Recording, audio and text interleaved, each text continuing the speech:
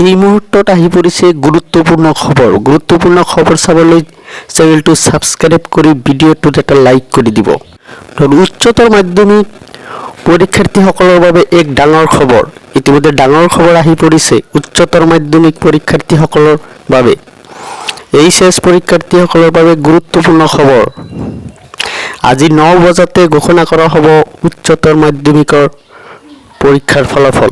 এক ডাঙৰ খবৰ ইতিমধ্যে আহি পৰিছে এইচএছ পৰীক্ষাৰ্থীসকলৰ বাবে গুৰুত্বপূৰ্ণ খবৰ। আজি পুৱা 9 বজাতে ঘোষণা কৰা হ'ব উচ্চতৰ মাধ্যমিক পৰীক্ষাৰ ফলাফল। ইতিমধ্যে মুখ্যমন্ত্ৰীয়ে টুইট যোগে ঘোষণা কৰিলে এই খবৰ।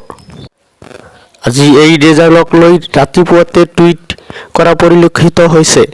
মুখ্যমন্ত্ৰীয়ে টুইট কৰি জনালে এই খবৰ। আৰু পুৱা 9 বজাৰ লগে লগে ইণ্টাৰনেটত উপলব্ধ হ'ব ৰেজাল্ট। মোবাইলৰ যোগেদি লাভ কৰিব পাৰিব ৰেজাল্ট। ৰেজাল্ট চাবলৈ আপোনালোকে অফিচিয়েল ৱেবছাইট ahsec.assam.gov.in ত উপলব্ধ হ'ব এই ৰেজাল্ট।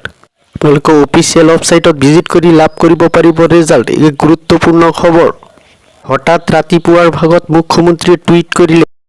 আমি দেখিবলৈ পাইছিলোঁ মেট্ৰিকৰ সময়তো হঠাৎ ৰেজাল্ট দিয়া পৰিলক্ষিত হৈছে। হঠাৎ খবৰটো আহি পৰিছিল।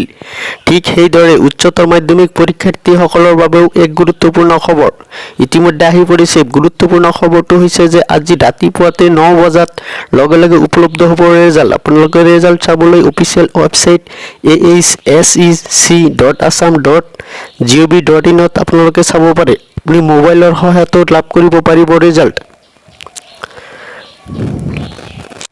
আজি পুৱাৰ ভাগতে টুইট কৰা পৰিলক্ষিত হৈছে। মুখ্যমন্ত্ৰী হিমন্ত বিশ্ব শৰ্মা টুইট কৰিছে যে আজিয়ে ঘোষণা কৰা হ'ব। ৰাতিপুৱা 9 বজাৰ লগে লগে ইণ্টাৰনেটত উপলব্ধ হ'ব ৰেজাল্ট। হাই ছেকেণ্ডাৰী ৰেজাল্ট ইতিমধ্যে ঘোষণা কৰা হ'ব। 9 বজাৰ লগে লগে উপলব্ধ হ'ব ৰেজাল্ট।